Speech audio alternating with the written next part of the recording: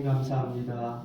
부활주일 첫 번째 주일을 보내며 첫 수요 기도회를 오직 하나님께 감사드리며 오늘 이 시간 모인 저희들이 우리를 사랑하시는 하나님의 크신 사랑과 은혜를 깨닫고 감사하는 시간 되게 하여 주옵소서. 예수님의 이름으로 기도드립니다. 아멘. 함께 찬양하겠습니다.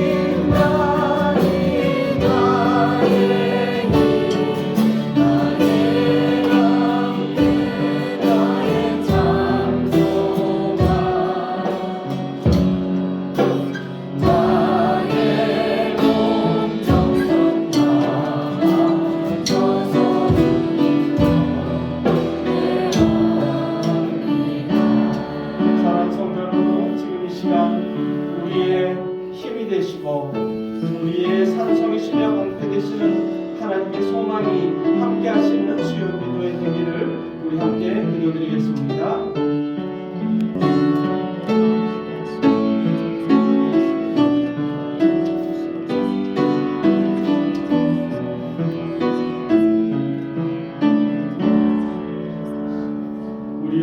우리의 길이요 진리요 생명이 되시며 우리의 참 소망이 되시는 주님, 주일 이후로 세상 살다 오늘 수요 기도회로 모였습니다.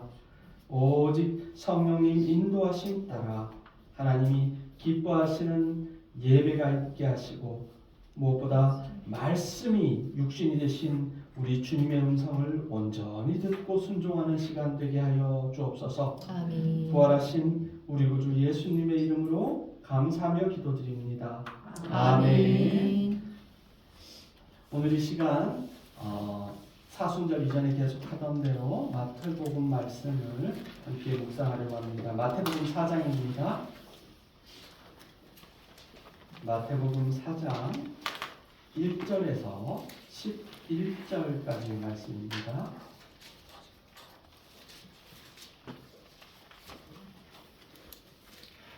제가 가진 성경으로 신약 3면에 있는 마태복음 4장 1절부터 11절까지의 말씀, 저와 여러분이 한 절씩 교독하시고 마지막 절은 11절은 함께 읽겠습니다. 이는 하나님의 말씀입니다. 그때에 예수께서 성령에게 이끌려 마귀에게 시험을 받으러 광야로 가사 40일을 밤낮으로 금식하신 후에 줄이신지라. 시험하는 자가 예수께 나와서 이르되 내가 만일 하나님의 아들이거든 명하여 이 돌들로 떡더미가 되게 하라. 예수께서 대답하여 이르시되 기록되었으되 사람이 떡으로만 살 것이 아니요 하나님의 입으로부터 나오는 모든 말씀으로 살 것이라 하였느니라 하시니. 이에 마귀가 예수를 거룩한 성으로 데려다가 성전 꼭대기에 세우고 이르되 네가 만일 하나님의 아들이거든 뛰어내리라. 기록되었으되 그가 너를 위하여 그의 사자들을 명하시니 그들이 손으로 너를 받들어 발이 돌에 부딪히지 않게 하리로다 하였느니라. 예수께서 이르시되 또 기록되었으되 주 너의 하나님을 시험하지 말라 하였느니라 하시니 마귀가 또 그를 데리고 지극히 높은 산으로 가서 천하 만국과 그 영광을 보여 이르되 만일 내게 엎드려 경배하면 이 모든 것을 내게 주리라. 이에 예수께서 말씀하시되 사탄아 물러가라. 기록되었으되 주 너의 하나님께 경배하고 다만 그를 섬기라 하였느니라. 함께 읽습니다. 이에 마귀는 예수를 떠나고 천사들이 나와서 수종드니라. 아멘. 우리가 읽으신 것만으로도 충분히 이해를 하실 수 있고 지금까지 수많은 설교와 또 말씀을 통해서 어떤 내용인지는 다들 잘 알고 계실 겁니다. 예수님께서 성령에 이끌려 광야로 가서 마귀에게 시험을 받으셨다.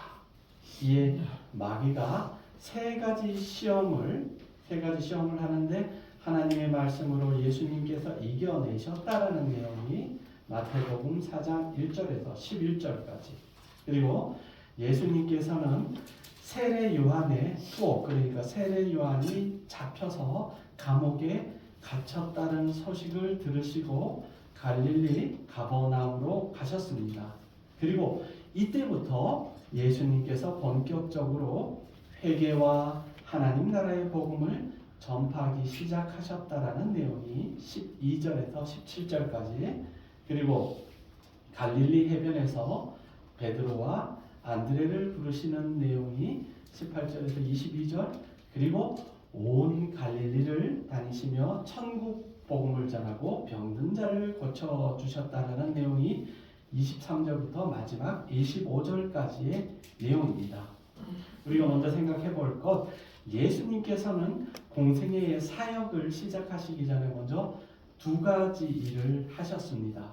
그 첫 번째는 하나는 세례 요한에게 물 세례를 받으신 것이고, 다른 하나는 우리가 함께 읽은 본문처럼 마귀에게 시험을 받아 이기신 것입니다.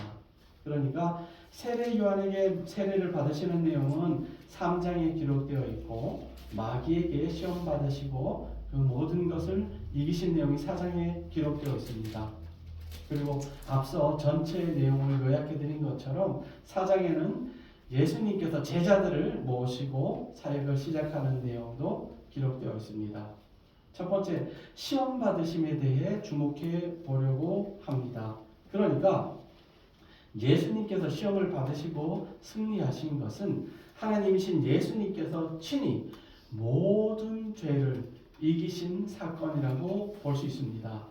마태복음 1장 18절의 말씀처럼 예수님께서는 육체, 사람과 똑같은 육체를 가지셨음에도 또 성령으로 잉태되셨다는 것은 잘 알고 있습니다.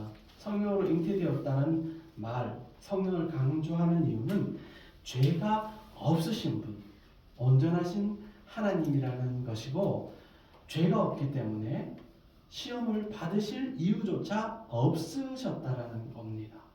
그러니까 죄 지은 사람이 경찰이나 검찰이나 불려가서 조사를 받지 않습니까? 왜 당신은 이런 죄를 범했으며 뭐 때문에 했으며 이런 여러 가지 조사가 있는데, 죄가 없는 사람들 같으면 경찰서나 검찰에 잡혀갈 이유가 없는 것이지 않습니까? 그러니까 죄가 없으신 예수님께서는 마귀에게 시험 받으실 필요조차 없으셨습니다. 그런데 시험을 받으신 이유는 죄 없으신 하나님 예수 그리스도를 시험하고 나중에 십자가에 못 박음으로써 결국은 죄 없는 예수님을 무고하게 핍박한 그 죄로 말미암아 우리의 죄의 권세가, 우리가 가진 죄가 모두 사함받는 그런 신학적인 의미가 담겨 있습니다. 공의로우신 하나님이시고 죄가 없으신 분이고 우리를 위해 십자가를 지실 이유도 없으시고 전능하신 하나님이시기 때문에 사람이 마음에 안 들면 노아의 홍수처럼 물로 세상을 심판할 필요조차 없으셨습니다. 그럴 필요가 뭐 있습니까? 말씀 한마디로 모두를 멸하실 수도 있고 다시 창조하실 수도 있는 하나님이셨다라는 것이죠. 저기 고대 근동에 우가리시라는 나라에 보면 성경을 가짜라고 이야기하는 사람들이 주장하는 내용입니다. 우가리 신화, 신들의 이야기에 보면 신형님이 있었고 신동생이 있었고 그 신동생이 형수님을 너무 사랑해서 신인 형을 죽입니다. 신인 형을 죽여서 그 형을 죽인 피로 흙에다가 피로 반죽을 해서 인형을 이렇게 만들어 사람을 만듭니다. 사람을 만들어서 어떻게? 종처럼 부리려고. 그 얘기가 그러니까 하나님이 흙으로 사람 만들었다는 거 다 거짓말이야. 고대 금동의 신화에서 그렇게 따온 거야 라고 하고, 우리가 신화하면 그리스 로마 신화 무슨 신, 제우스 신, 헤라 신 뭐 그런 이유가 있는데 그 신들은 공통적으로 뭐를 먹고 사느냐, 사람들이 재물 있지 않습니까? 제사 지내는 거, 땅에서 뭐 돼지 잡고 소 잡고 재물을 슉 제사를 드리면 그게 그쪽으로 하늘로 올라가는 겁니다.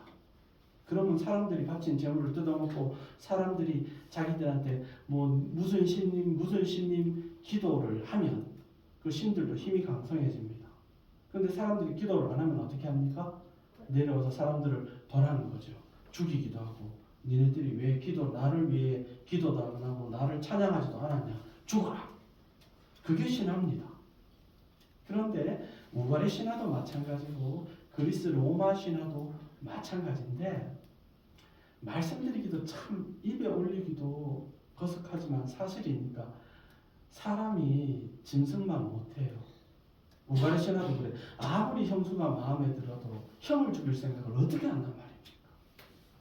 그리스 로마 신화는 말할 것도 없고요. 자식이 신인 아버지를 죽이고 엄마하고 결혼하고, 그게 비일비재입니다.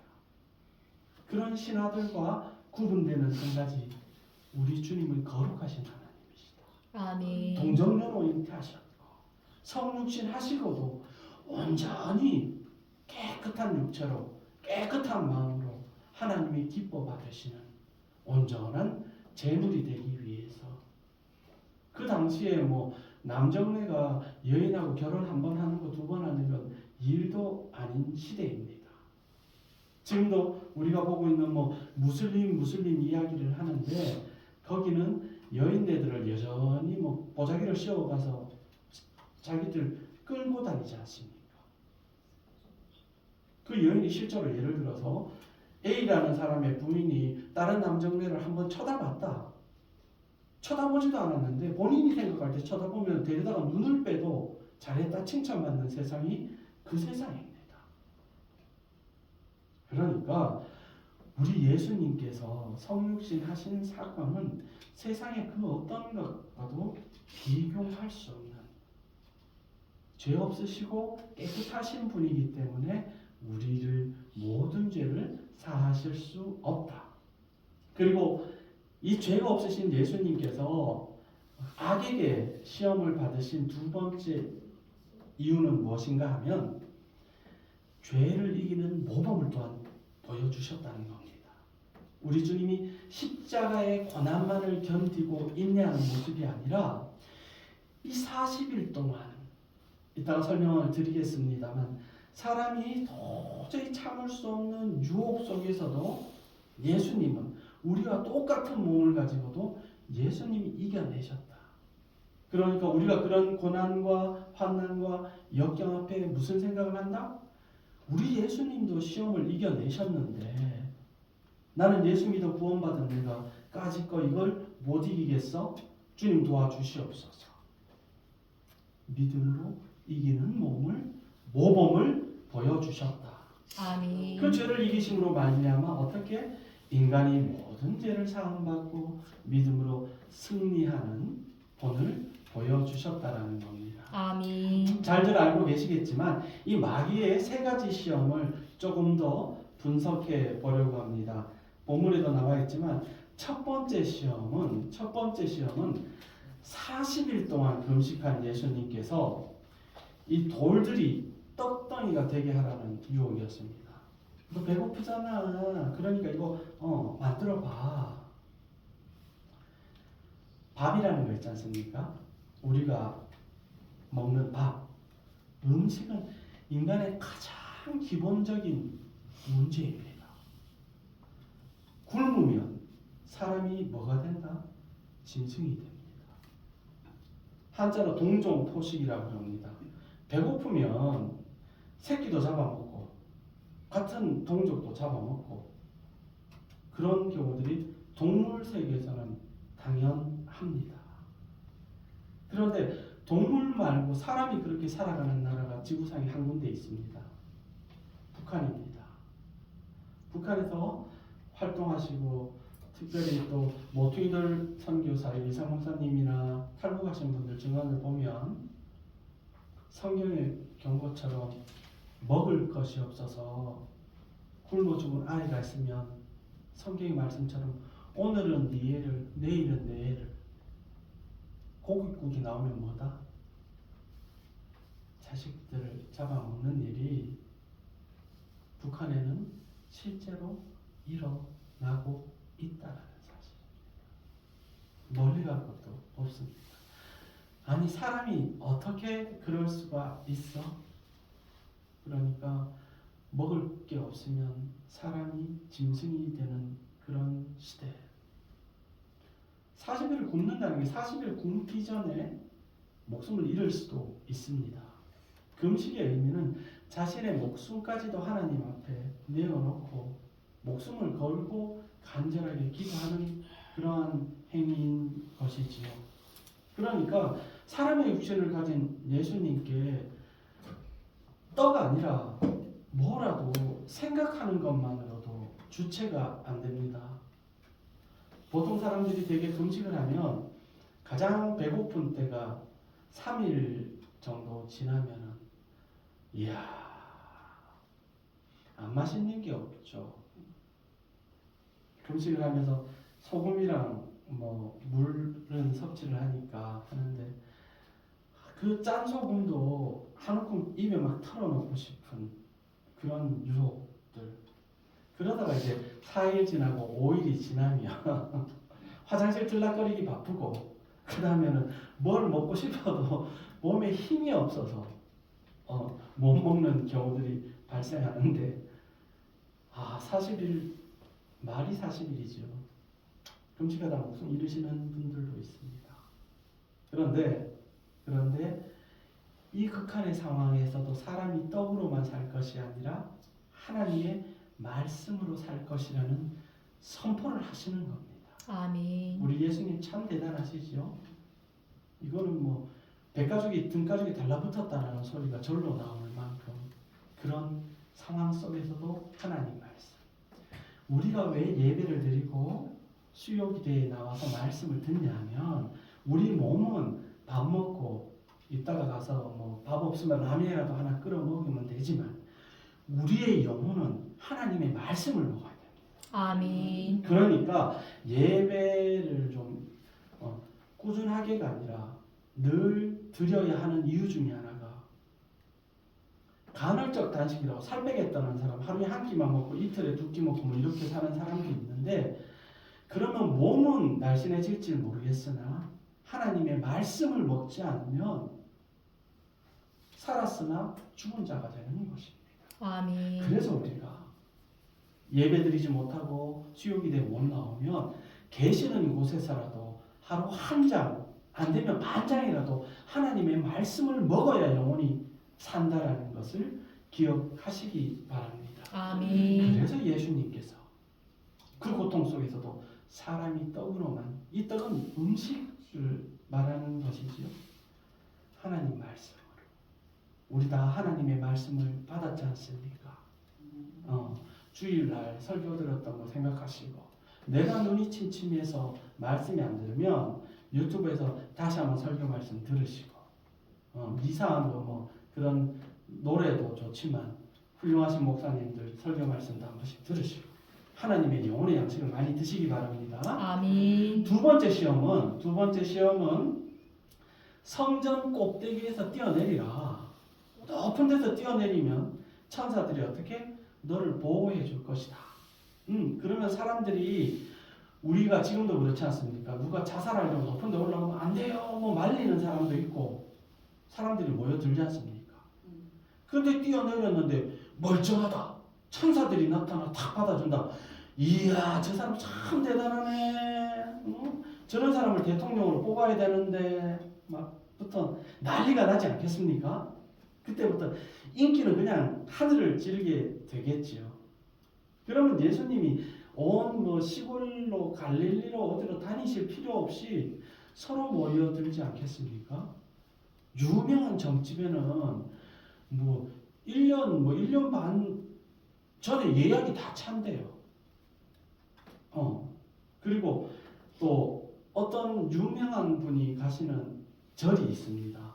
절이 그렇게 크지도 않습니다. 동해 석동교회만 하는데 서울에 인사동에 가면 작은 절이 있는데 그 절에 열심히 나오시는 불제자가 한 분 계시는데 그분이 삼성가의 홍 여사님입니다. 이건희 회장의 부인 되시는. 그래서 1년에 뭐 들은 이야기입니다만 시주를 적게 하면 한 50억 정도 하신대요. 그것밖에 안 하나 뭐 그렇게 생각하시지 마시고 그분이 형편이 어려운가 보죠.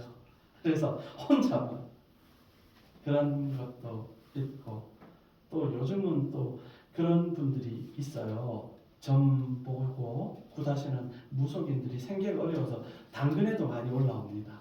당근 아십니까, 권사님?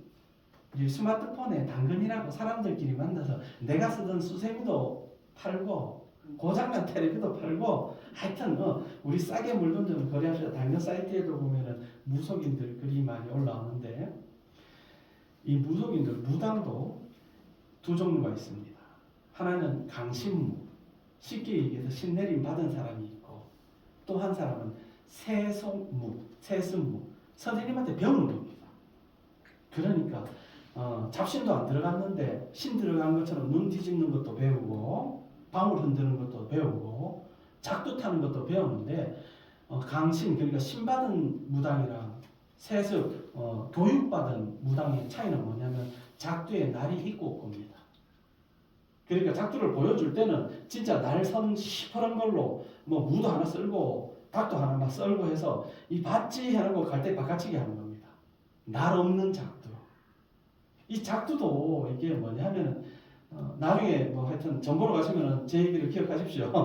농담인데 날 하나 타는 귀신이라 무당이라 2개, 3개 타는. 그래서 3개 이상, 3단 이상 올라가면 우리나라에서는 만신이라 그러지 않습니까? 가득 찼다. 그러니까 신 중에 최고 레벨 만신이다라고 이렇게 이야기를 하는데 분명한 것은 참 답답하죠. 이분들의 공통점이 뭐냐? 자기 앞길은 몰라요. 다른 사람 앞길은 뭐 출세할 거다, 합격할 거다, 결혼은 몇 번 할 거다 다 맞추는데 정말 묘한데 본인들의 앞길은 몰라요. 우리 주님께서는 우리가 가는 길을 우리는 모르는데 주님은 아신다는 거죠. 그 차이가 있는 겁니다. 우리 주님은 우리의 갈 길, 우리의 갈 곳, 우리가 죽고 나서 영원까지도 예비하신 분이라는 거죠. 아멘. 그러니까 돈 몇 푼 주고 아니 5만 원 주면 5만 원짜리 부적 쓰면 안 되는데 50만 원짜리 쓰면 된다라는 게 말이나 되냐 말이야. 세상의 신들 다 있다 없다부터 시작해서 누가 세니 하지만 우리 주님께서는 그거 다 헛되다. 사람들한테 인기, 사람들이 우와 대단합니다 우러러보는 거 다 소용없다. 오직 아버지 하나님께 영광을 돌리고 계시는 겁니다.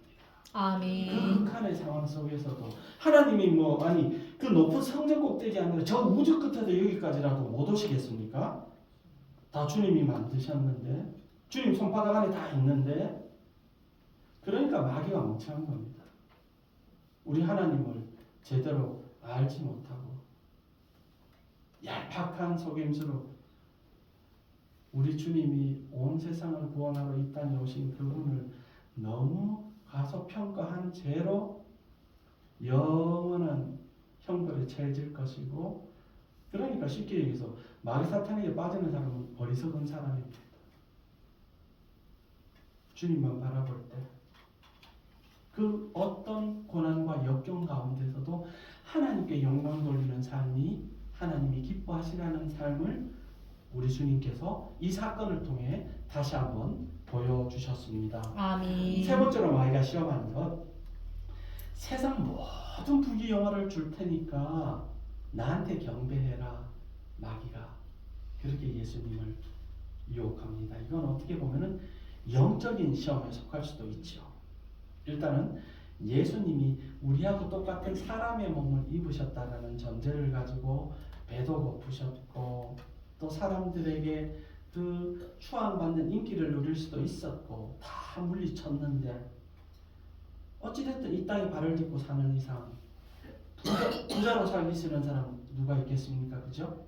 다 돈 많고 떵떵거리면서 그렇게 살고 싶지요. 차도 비싼 외제차를 타고 아파트도 운동장같이 넓은 아파트에 그렇게 살고 싶고 자식들 키우면 비싼 과외 선생님한테 그렇게 과외도 시키고 싶고 그렇지만 예수님께서 다시 한번 말씀하십니다. 우리의 경배를 받으실 분은 하나님 한 분뿐이다. 아멘. 이 땅에서 사람들이 대단하다, 잘 산다, 훌륭하다 이거 다 헛되다. 헛되고 헛되니 헛되고 헛되다. 이 땅에서 모든 찬양과 경배는 하나님께 드려야 한다. 아멘. 우리가 이 세상 살아가면서 어떻게 믿고 어떻게 살아야 할 것인가를 이 세 가지 시험을 통해서 우리 예수님께서 분명히 보여주셨다. 그래서 아멘. 이 세 가지 시험 속에서는 이러한 의미들이 있다라고 말씀드립니다. 이번에는 예수님께서 이제 사역을 시작하신 것을 한번 생각해 볼까 합니다. 세례 요한한테 세례를 받으셨죠. 요한이 제가 세례를 받았지 어떻게 하는데도 행하라 하셔서 세례를 받으셨습니다. 그리고 공생의 사건을 준비하시면서 사역을 준비하시는데 당시에 헤롯이 다스리는 시대에 궁궐에서 파티가 벌어졌습니다. 파티가 벌어졌는데 헤로디아 사건이라고 마태복음 4장 12절부터 17절이 있는데 쉽게 얘기해서 아버지가 홀딱 반할 만큼 딸내미가 춤을 추고 아버지가 그래 내가 뭐 해줄까 하는 통에 뭐다? 세례 요한의 목을 요구하는 겁니다. 세례 요한이 당시 그 지역을 다스리는 헤롯한테 그래 살지 마라. 아무리 여인네가 없어도 어떻게 자기 형제하고 살았던 부인을 그렇게 해가지고 자기 부인을 삼아서 짝꿍 삼아가지고 그럴 수 있냐 하니까 괘씸죄에 걸렸어요. 그러니까 사람이 개 돼지도 아니고 아무리 여인이 없어도 새로 새내기 젊은 아가씨랑 결혼하면 되지. 어찌 자기 그렇게 짐승도 안 할 짓을 하느냐라고 경고하니까 세례 요한이 눈에 가시지 않습니까? 그런데 세례 요한을 따르는 사람들이 많은 거예요. 그래서 어찌저찌 일단은 잡아 가두려고 했는데 남자가 또 술 한 잔 먹고 큰 소리 치는데 내가 다 해줄게 말만 해라 저 하늘에 별도 달도 따줄게 그랬는데 요한이 목을 떠달라는 겁니다. 그거 말고 안 되겠나가 안 되는 상황입니다. 왜? 자기가 뱉은 말에 체면이 있지 않습니까? 그래서 이런 어이없는 이유로 요한은 순교를 하게 됩니다. 그 요한의 순교를 기점으로 예수님께서 온 인류를 향하신 사역이 시작됩니다. 왜? 성경에 이미 말씀하신 대로 요한이 주님의 길을 예비하고 그 예비한 요한의 사명이 그 요한을 이 시대의 마지막 구약의 마지막 선지자로 여기는 견해들이 있습니다. 예수님이 사역하시기 전까지는 구약의 시대이지 않습니까? 이사야도 그렇고 그런 쭉 이어진 마지막 시대의 선지자 요한이 사역을 마치고 요한이 달려갈 길을 다 마친 후에 이제 예수님께서 사역을 시작을 하셨다는 것입니다. 그리고 우리가 예수님의 사역에서 또 주목해야 할 것이 무엇이냐 하면 큰 도시 예를 들어서 우리 대한민국을 말하면 서울에 가서 여의도나 광화문에서 사역을 시작한 것이 아니라 저기 포항도 저 앞에 장기 저 끝에 그 동네 이름도 가물가물하고 집에 한둘 사람이 있으려나 근처에 보건지소도 없어요. 보건소 한번 가려면 장기면 그까지 나가야 돼요. 차 타고.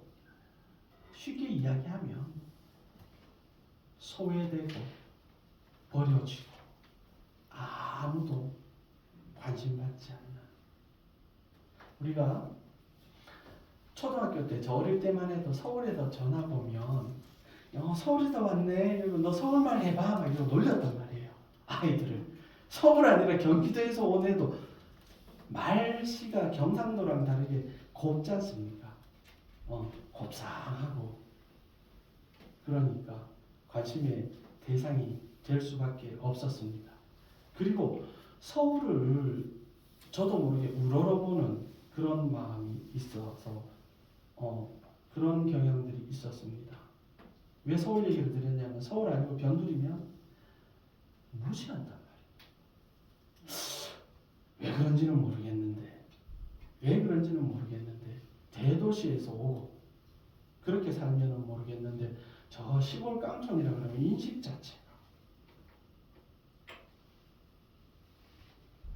그런 이들을 우리 주님께서 찾아가시면서 우리에게 참 감사한 말씀을 주신 것이 있습니다. 함께 읽어보실까요? 시작. 수고하고 무거운 짐진 자들아 다 내게로 오라. 내가 너희를 쉬게 하리라. 이 세상에서 대접받지 못하는 불쌍한 사람들에게 먼저 복음을 주시고 하늘나라를 말씀해 주셨다라는 것을 우리는 기억해야 합니다. 아멘. 수고하고 무거운 짐질 필요가 없는 사람들이 참 많지요. 돈 많고 권세 있고 가진 거 많은 사람들은 수고할 필요도 없고 무거운 짐을 질 필요도 없어요. 그죠? 수고는 종교시키면 되고 뭐 짐도 모승들한테 나르라 하면 되고 하다못해 밥 먹는 것도 입에 떠먹이라 하면 떠먹이고 옛날에 우리나라 임금님들은 응가도 매화라 그러지 않습니까? 왕이라고 우리 임금님 어디 속이나 안 상하셨을까? 응가를 봐도 비단으로 닦아주고 그 응가도 맛봐가면서 건강이 어떠신가? 그리고 왕은 응가하면 주변에서 그렇게 기뻐한다지 않습니까? 가만히 생각해보면 빈부기 이천이었고 이 하늘 아래 하나님께서 창조하신 인물 안에 수고할 필요도 없고 짐질 필요도 없는 이들은 주님께 가기가 참 어렵습니다. 반대로 이야기하면 이 세상에서 힘들고 고생하고 어려운 이들을 우리 주님은 더 사랑해 주시고 먼저 손을 내밀어 주셨다는 것입니다. 아멘. 이것이 바로 천국 복음이고 이 천국 복음을 들음으로써 말미암아 당장의 인생이 피지는 않습니다. 오늘 월세 살았는데 내일 당장 200평짜리 아파트로 들어간다라는 것은 뭐 기대하는 것 자체가 어리석을 수도 있겠지요. 하지만 우리의 소망을 이 땅이 아니라 하늘에 두게 됩니다. 이 세상 그 어떤 부귀 영화와 바꿀 수 없는 하늘나라. 요즘 금값이 참 많이 올랐습니다. 금값이 많이 올랐습니다. 제가 결혼 반지를 할 때보다 몇 배가 올랐냐면은 3배가 올랐습니다. 3배 이상 올랐습니다. 결혼할 때 말 그대로 금반지 하나씩 하고 그냥 그렇게 결혼을 한 거였는데, 야, 금덩이 막 이런 거 집에 갈 때 제가 하나씩 드리면 얼마나 기쁘겠습니까, 그죠?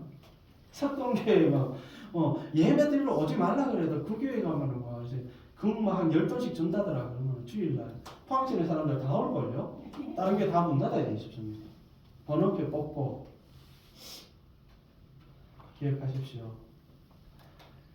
아무리 사람들이 좋아하는 금이라도 우리 아버지 나라에서는 그냥 도로 포장 재료입니다. 천국에는 그냥 도로를 그걸로 깔아놨어요.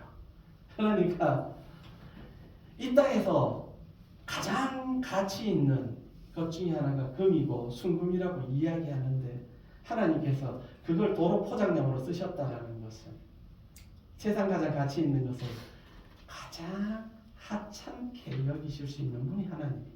아멘. 세상 사람들 목 메고 목숨 걸고 서로 죽이면서 뺏으려 하는 그 재물이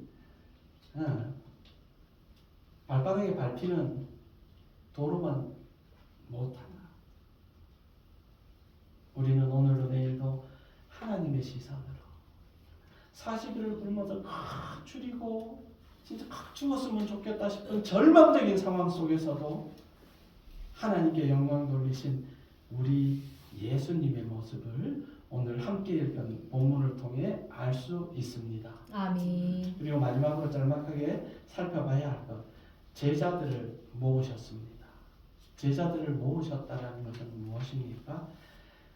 예수님이 온 세상에 구주이심을 알리기 위해 제자들을 모으신 것은 이미 하나님의 아들이신 예수님이 죽으시고 부활하시고 승천하시고 모든 계획 속에 들어져 있습니다. 우리가 잘 아는 제자 베드로 같은 경우는 이 사람이 한평생 물고기만 잡았으니까 그물 던져서 얼마나 억센 사람이겠습니까?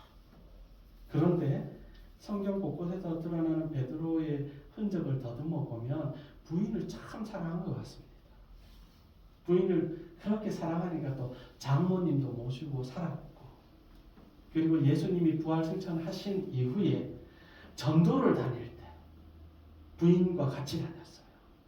전도를 다닐 때도 부인과 같이 다니고 전도를 했고, 그 다음에 베드로가 순교하기에 앞서서 베드로의 부인이 먼저 순교했다라는 말씀을 제가 전해드렸습니다. 이 말씀을 왜 드리냐 하면 가족이 함께 예수님을 섬기는 것보다 큰 기쁨이 없습니다. 아멘. 가족이 함께 하나님의 나라를 전하고 복음을 전하는 것만큼 기쁜 일이 없습니다. 아멘. 그러니까 우리 교회는 뭐 무슨 장로님, 집부님, 무슨 부장, 무슨 부중 그런 직제도 중요하지만 가족이 되어야 합니다. 아멘. 정말로 가족 같은이 아니고 가족이 되어야 합니다. 아멘. 권사님이 편찮으시면 우리 엄마가 편찮으시다. 내가 기도해야지가 돼야 된다는 거. 아멘. 사람 많고 건물형 교회에서는 같은 교회 교인인데 누가 누군지를 몰라요. 저분도 권사님, 나도 권사님인데 권사 기수에 따라서 언니들 지나가면 인사 잘해야 됩니다. 나중에 받으면 장로님도 마찬가지. 장로님이 많은 교회에서는 신임 장로님들은 각서를 쓰는 걸 본 적이 있습니다. 그 각서의 내용 속에 어떤 내용이 있냐면 3년 동안 입도 뻥끗 안 한다. 형아들 말할 때는 예 하고 뭐 차 커피나 타오고 장로님들이 3년 동안 입도 뻥끗 안 하고 그렇게 하면 능률은 있을 겁니다. 일 처리는 빠를 거고 본인들 생각대로 탁탁탁탁 업무 진행은 잘 될지는 모르겠으니 하나님이 기뻐하시는 성도의 교제하고 이야기할 수 있을까라는 생각을 늘 가지고 있습니다. 다시 한번 말씀드리고 부탁드립니다. 저 역시 마찬가지.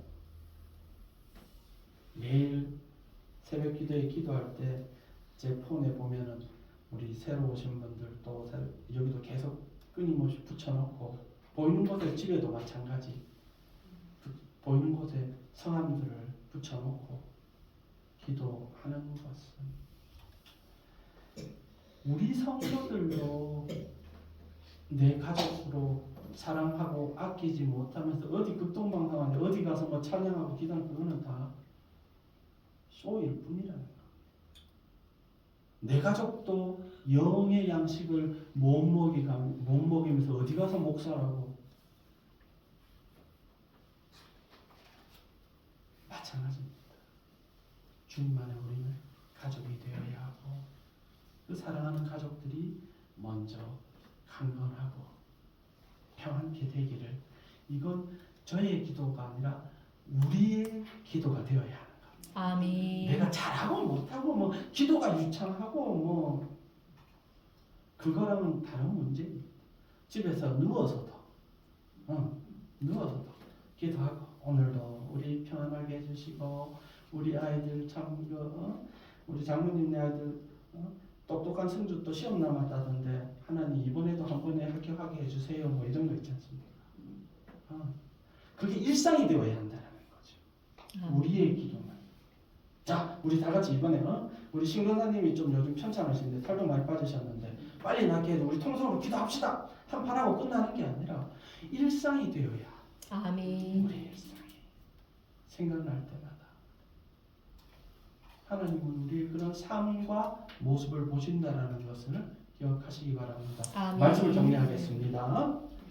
예수님께서는 여러분과 저와 똑같은 인간의 몸을 입으시고 죄가 없으신 상태에서 악을 이기셨다.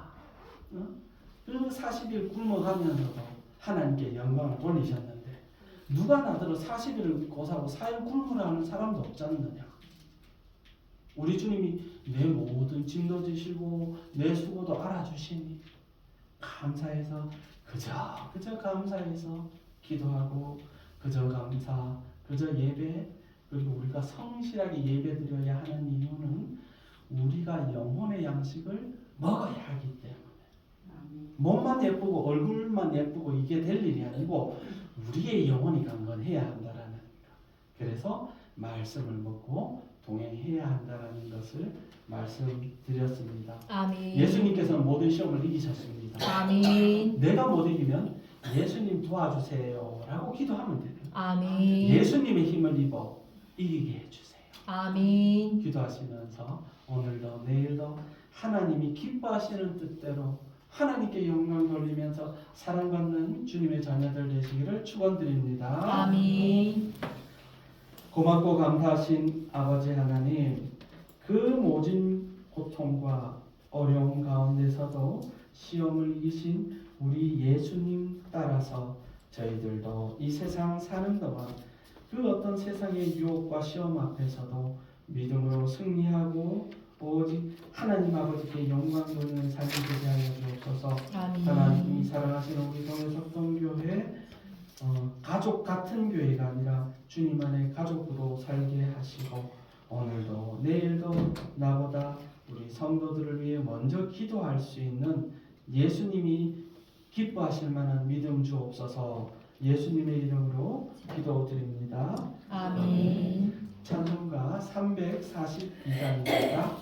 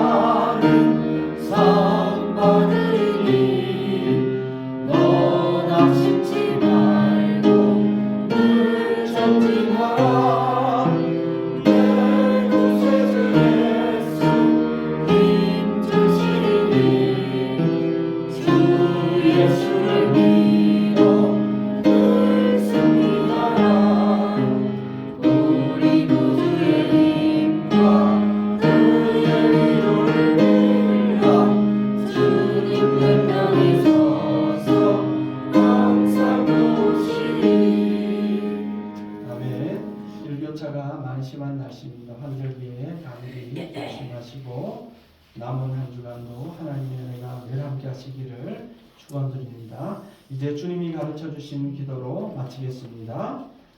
하늘에 계신 우리 아버지, 아버지의 이름을 거룩하게 하시며 아버지의 나라가 오게 하시며 아버지의 뜻이 하늘에서와 같이 땅에서도 이루어지게 하소서. 오늘 우리에게 일용할 양식을 주시고 우리가 우리에게 잘못한 사람을 용서하여 준 것 같이 우리 죄를 용서하여 주시고 우리를 시험에 빠지지 않게 하시고 악에서 구하소서. 나라와 권능과 영광이 영원히 아버지의 것입니다. 아멘.